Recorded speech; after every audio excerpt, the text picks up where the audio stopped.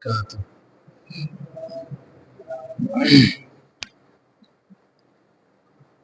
إن الحمد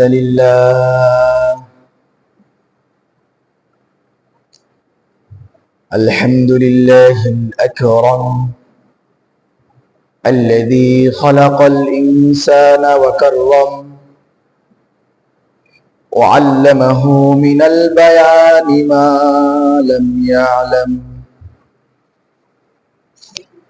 فسبحان الذي لا يحصى امتنانه باللسان ولا بالقلم، وأشهد أن لا إله إلا الله وحده لا شريك له ولا مكاظم له ولا مقارن له ولا مساوي له ولا مقابل له ولا مضارب له ولا مضاوي له. ونشهد أن سيدنا وسندنا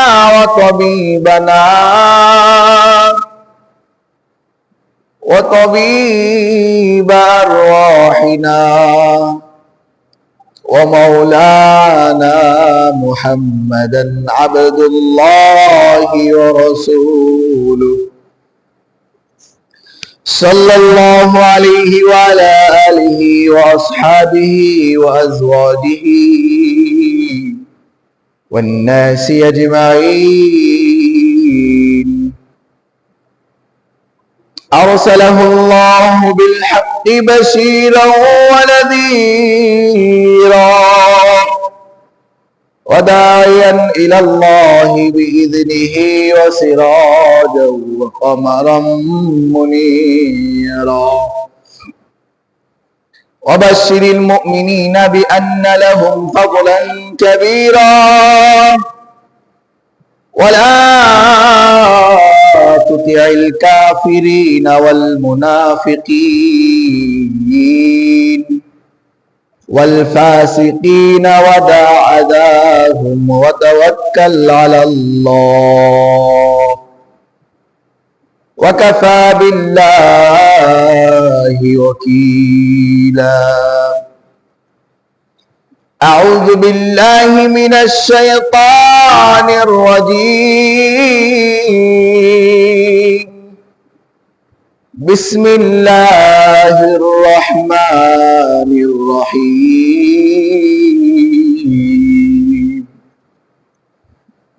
وكذلك أخذ ربك إذا أخذ القرى وهي ظالمة إن أخذه أليم شديد. وقال النبي صلى الله عليه وسلم الظلم ظلمات يوم القيامة أو كما قال النبي صلى الله عليه وسلم. ما كان محمد أبا أحد من رجالكم ولكن رسول الله وخاتم النبيين وكان الله بكل شيء عليما. إن الله وملائكته يصلون على النبي يا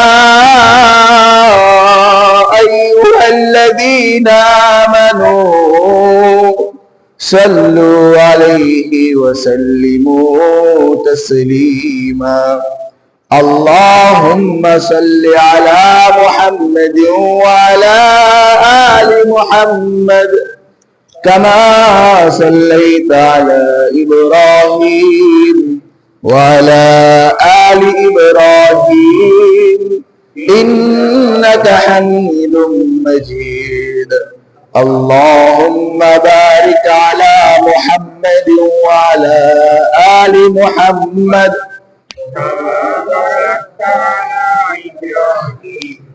وعلى آل إبراهيم إنك حميد مجيد بلغ العلا بكماله حسنت جميع خصاله صلوا عليه وآله بلغ العلا بكماله كشف الدجى بجماله حسنت جميع خصاله صلوا عليه وآله سبحانك لا علم لنا إلا ما علمتنا إنك أنت العليم الحكيم মহান রব্বুল ইজ্জতের দরবারে কালিমাতুশ শুকুর, যিনি আমাদেরকে শুক্রবারের জুমার নামাজের উদ্দেশ্য করে মসজিদে এসে বসার তৌফিক দান করেছেন এবং আল্লাহ তাআলা সুস্থ রাখছেন। সুস্থ অবস্থায় আল্লাহ তাআলার স্মরণে, আল্লাহ তাআলার নামের ধ্বনি কানে যাওয়া মাত্রই মসজিদ পানে ছুটে আসার তৌফিক এনায়েত করেছেন।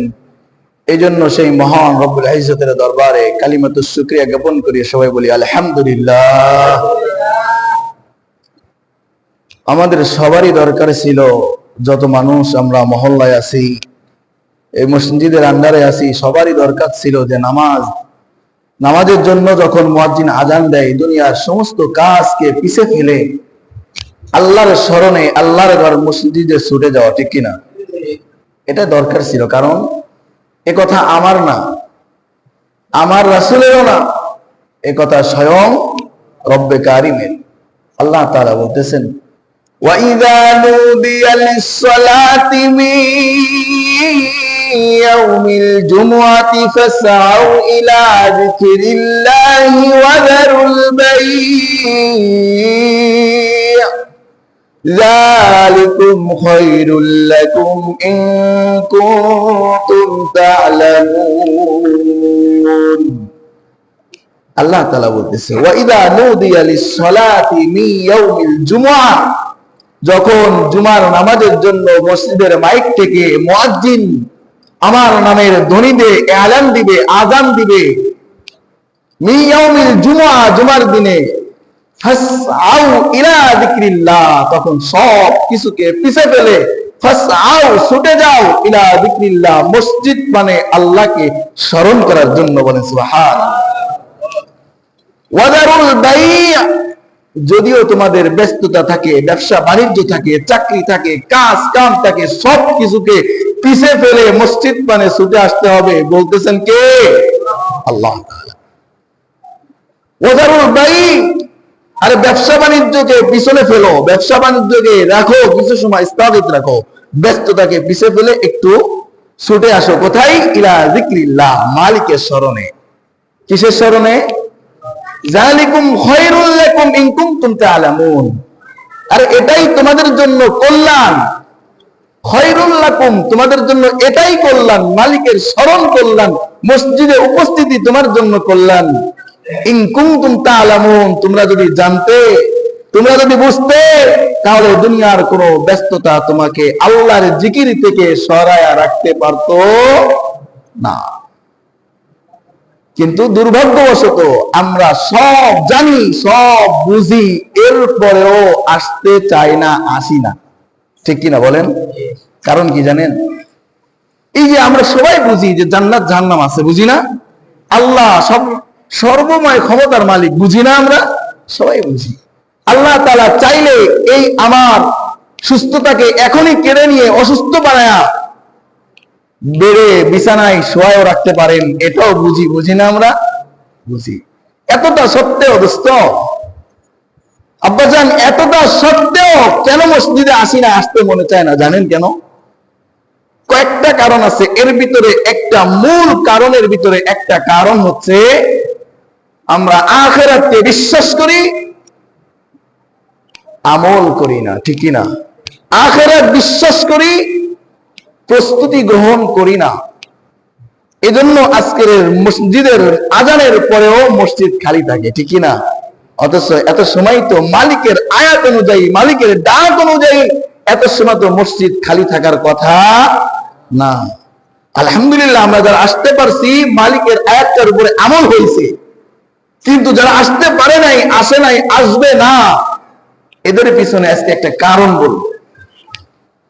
এরা না আসার পিছনে একটা কারণ বলবো।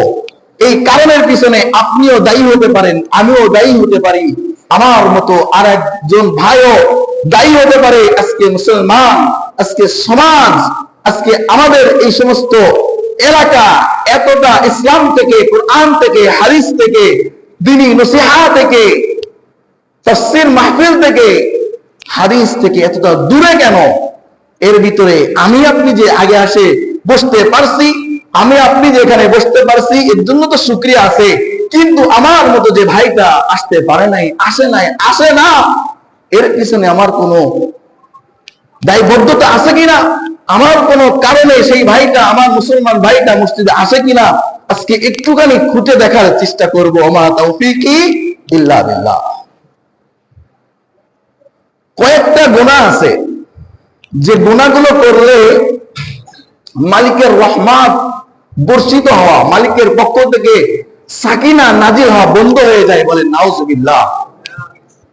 এমন কিছু পাপ আছে, আর মালিকের রহমত এবং সাকিনা, রহমত নাজিল হওয়া ব্যতীত কারোর প্রতি আল্লাহর সুদৃষ্টি, নেক দৃষ্টি না পড়া পর্যন্ত ওই বান্দা, ওই ব্যক্তি কোনোদিনও একটা ভালো কাজ করার তৌফিক পায় না।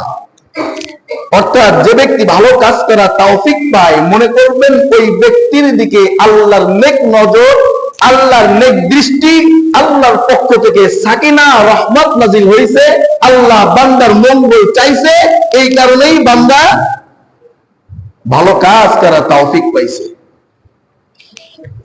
এমন কিছু গুনাহ আছে দোস্ত, যে গুনাহ করার কারণে মালিকের পক্ষ থেকে রহমত, সাকিনা বর্ষিত হওয়া বন্ধ হয়ে যায়। এমন কিছু পাপ আছে, এমন কিছু অন্যায় আছে, অবিচার আছে, যেগুলো সমাজের ভিতরে ছড়ায় পড়লে আল্লাহর পক্ষ থেকে রহমত আসা বন্ধ হয়ে যায়। ওই পাপে শুধু পাপী একাই ভোগান্তি হয় না, পাপী একাই ভোগে না,